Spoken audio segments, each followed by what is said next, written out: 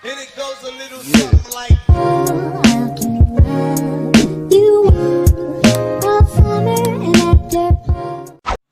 Assalamualaikum warahmatullahi wabarakatuh. Perkenalkan, nama saya Septi Kewahyuni dari kelas PGMIC dengan NIM 203190102. Di sini saya akan menjelaskan sedikit tentang Daulah Bani Abbasiyah untuk memenuhi tugas ujian akhir semester Sejarah Peradaban Islam.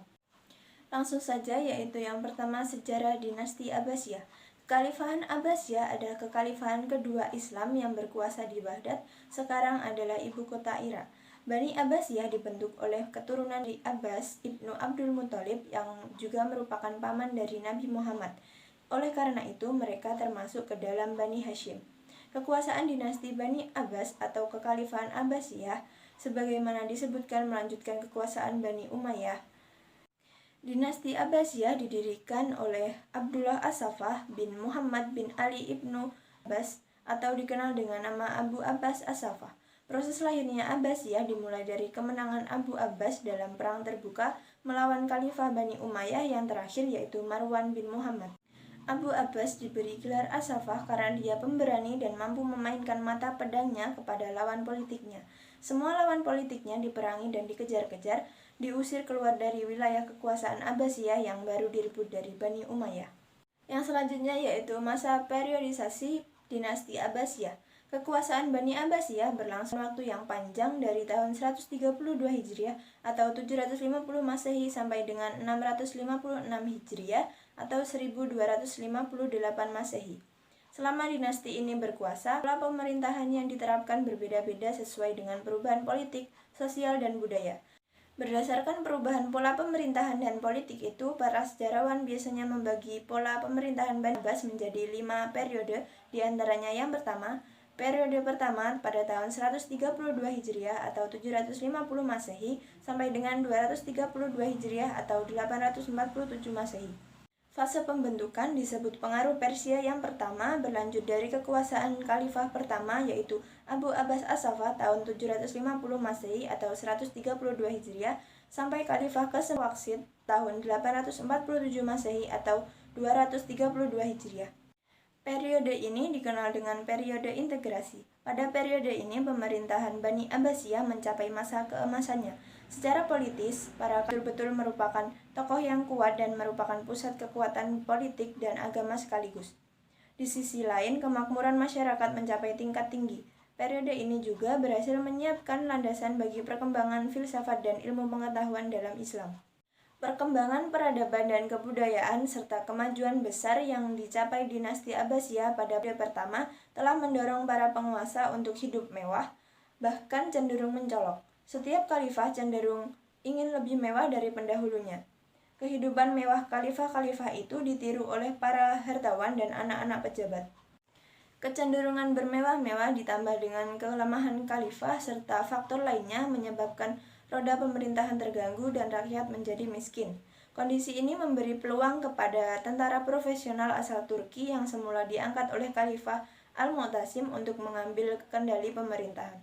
Usaha mereka berhasil sehingga kekuasaan sesungguhnya berada di tangan mereka, sementara kekuatan Bani Abbasiyah mulai pudar dan ini merupakan awal dari keruntuhan dinasti Abbasiyah, meskipun setelah itu usianya masih dapat bertahan lebih dari 400 tahun. Periode ketiga tahun 334 Hijriah atau 945 Masehi sampai dengan 447 Hijriah atau 1055 Masehi. Periode ini berlangsung sejak Khalifah Al-Mustafi tahun 944 sampai 946 Masehi sampai Khalifah Al-Qasim tahun 1031 sampai 1075 Masehi. Fase pengaruh dinasti Buwayhi atau disebut juga pengaruh Persia. Periode ini dikenal dengan masa disintegrasi di kekuasaan dinasti Abbasiyah dan Muluk Tawaif di dinasti Umayyah kedua Andalusia. Wilayah-wilayah jauh Abbasiyah seperti di Afghanistan dan di India meminta merdeka dari Abbasiyah. Tulaniyah dan Fasir serta Idrisi di Maroko dan Sabak Tasim di India mengumumkan merdeka dan lepas dari kekuasaan pusat Abbasiyah. Periode keempat tahun 447 Hijriah atau 1055 Masehi sampai dengan 60 Hijriah atau 1194 Masehi. Dalam sejarah, fase keempat ini disebut dengan fase kekuasaan Bani Saljuk atau dalam sejarah sering disebut juga dengan nama fase pengaruh Turki kedua. Pada fase ini telah berkobar perang salib menghadapi kaum Nasrani yang berlangsung selama 2 abad. Periode kelima tahun 590 Hijriah atau 1194 Masehi sampai dengan 656 Hijriah atau 1258 Masehi. Pada periode kelima, dinasti Abbasiyah tidak dipengaruhi oleh pihak manapun. Akan tetapi, kekuatan politik dan militer dinasti Abbasiyah sudah lemah, sehingga kekuatan mereka tinggal meliputi Irak dan sekitarnya saja. Khalifah Al-Mu'tasim merupakan khalifah yang lemah, tidak banyak memperhatikan pemerintahannya sehingga menjadi kacau. Pada saat itu, pasukan Mongol dipimpin oleh Hulagu Khan masuk kota Baghdad, menghancurkan kota dan berbagai peninggalan sejarah. Khalifah Al-Mu'tasim dan keluarganya dibunuh, orang-orang Islam pun banyak yang dibunuh. Dengan ini berakhirlah kekuatan politik dan militer dinasti Abbasiyah yaitu tahun 1258 Masehi. Yang selanjutnya yaitu perkembangan pemerintahan Bani Abbasiyah. Pada masa Bani Abbasiyah terjadi perkembangan di bidang ilmu pengetahuan dan seni yang cukup pesat. Waktu itu, sarjana-sarjana barat bekerja sama dengan sarjana-sarjana muslim menerjemahkan karya-karya Yunani dan Romawi kuno dan kemudian dipadu dengan kandungan Al-Quran sehingga melahirkan pengetahuan baru yang unggul.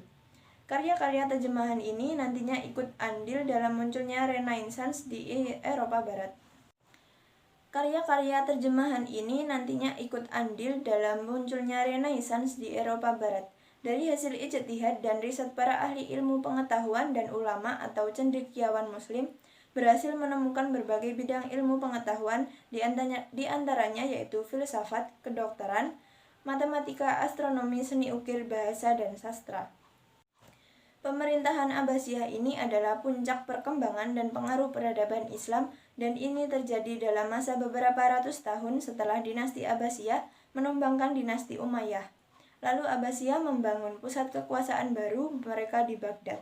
Pengaruh kebudayaan Abbasiyah di Baghdad yang berwatak energik dan berani melakukan terobosan-terobosan ini antara lain dengan melakukan penerjemahan seluruh karya filsafat Yunani ke dalam bahasa Arab dan menjangkau tempat-tempat yang berada dalam cakupan kekuasaan yang luas. Yang selanjutnya yaitu puncak kejayaan pemerintah dinasti Abbasiyah. Popularitas Daulah Abbasiyah mencapai puncaknya di zaman Khalifah Harun al-Rasyid pada tahun 786 sampai 809 Masehi dan putranya Al-Ma'mun tahun 813 sampai 833 Masehi. Kekayaan yang banyak dimanfaatkan oleh Harun al-Rasyid adalah untuk keperluan sosial. Rumah sakit, lembaga pendidikan dokter, dan farmasi didirikan. Pada masanya sudah terdapat paling tidak sekitar 800 orang dokter. Di samping itu, pemandian-pemandian umum juga didirikan. Tingkat kemakmuran yang paling tinggi terwujud pada zaman khalifah ini. Kesejahteraan sosial, kesehatan, pendidikan, ilmu pengetahuan, dan kebudayaan, serta kesusastraan berada pada zaman keemasannya. Pada masa inilah, negara Islam menempatkan dirinya sebagai negara terkuat dan tak tertandingi. Al-Ma'mun, pengganti Khalifah Harun al-Rasyid, dikenal sebagai khalifah yang sangat cinta terhadap ilmu. Pada masa pemerintahannya, penerjemahan buku-buku asing digalakkan. Untuk menerjemahkan buku-buku Yunani, ia menggaji penerjemah-penerjemah dari golongan Kristen dan penganut agama lain yang ahli. Ia juga banyak mendirikan sekolah. Salah satu karya besarnya yang terpenting adalah pembangunan Bayatul Hikmah, pusat penerjemah yang besar. Pada masa Al-Ma'mun inilah Baghdad mulai menjadi pusat kebudayaan dan ilmu pengetahuan. Dan yang terakhir adalah faktor kemunduran dinasti Abbasiyah. Ada beberapa faktor kemunduran dinasti Abbasiyah, diantaranya adalah yang pertama yaitu perebutan kekuasaan. Perebutan kekuasaan berkepanjangan dalam istana Abbasiyah menimbulkan respon buruk dari masyarakat. Perebutan kekuasaan bagi sebuah kerajaan yang memakai pola pengangkatan kepemimpinan monarki oriented adalah sebuah kenistaan, karena putra mahkota yang lebih dari satu tidak akan pernah memberi ruang bagi sesama kandidat. Yang selanjutnya yaitu ketidakmampuan para khalifah. Sama seperti Daulah Umayyah di Syria, banyak yang diangkat menduduki jabatan khalifah dari orang yang tidak mampu melaksanakan tugas dengan baik.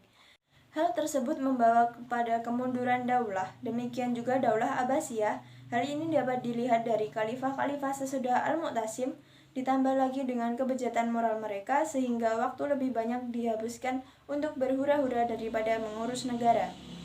Yang selanjutnya yaitu luasnya wilayah kekuasaan. Bagi khalifah yang lemah, sangat sulit mengendalikan wilayah kekuasaan yang luas kalau tidak ditopang ekonomi yang kuat.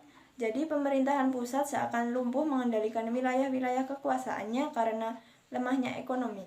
Selain itu, luasnya wilayah kekuasaan yang meliputi berbagai bangsa yang berbeda seperti Maroko, Mesir, Syria, Irak, Persia, Turki, dan India menyebabkan munculnya fanatisme bangsa-bangsa karena tidak ada kesadaran untuk merajut elemen-elemen yang bermacam-macam tersebut dengan kuat. Oleh karena itu, mereka ingin mendirikan pemerintahan di daerah masing-masing terbebas dari pemerintahan pusat, kalaupun ada, hanya pengakuan secara politisi saja. Yang selanjutnya yaitu kemerosotan ekonomi, persaingan Syiah dan Sunni, perang salib, dan serangan tentara Mongol.